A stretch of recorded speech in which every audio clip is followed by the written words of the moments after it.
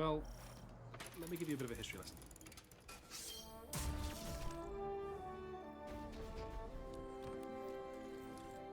King Charles II died in 1685, leaving no heir.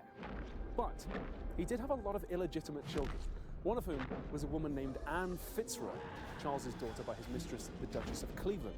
In 1674, Anne married a man named Sir Thomas Leonard, 15th Baron Dacre and subsequently Earl of Sussex, master of Chevening Mansion and Hurstmonceux Castle. Anne and Thomas had children who survived, who had their own children, who had children of their own, and Charles's royal blood was passed down the line of history.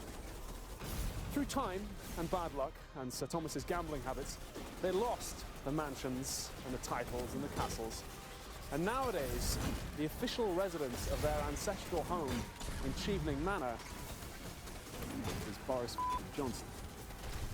But Charles's line survived, and one of those descendants, I actually happen to know who it is. You see, some people say that ContraPoints is the queen of YouTube. Others that H. Momagai or Dan Olsen are the woke kings we should recognise.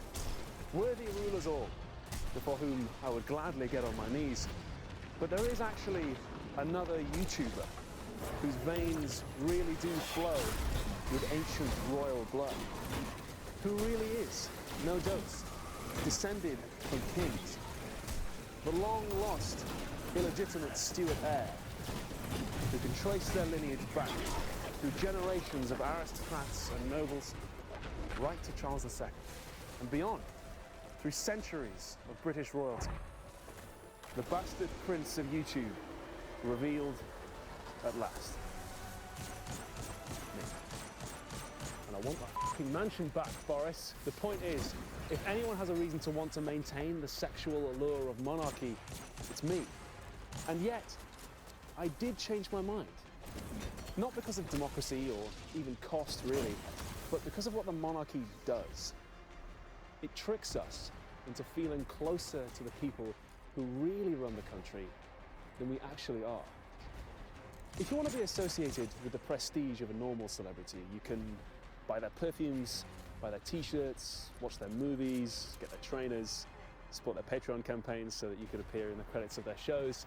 But if you want to be associated with the prestige of a royal celebrity, you first of all have to not publicly question the institution of monarchy, and secondly, internalize this vague sense of Britishness, which can obscure some important truths. For instance, what are the things that we could change about Britain that would make my life easier? My family doesn't have wealth and titles and castles anymore. There are no piles of ancestral gold, and this is not my horse.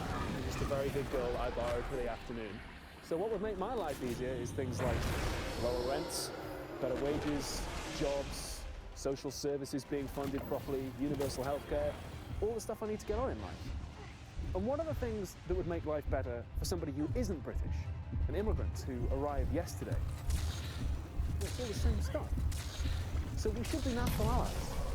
Even though my country is at times very anti-immigration, most people have most of their material political interests in common with immigrants.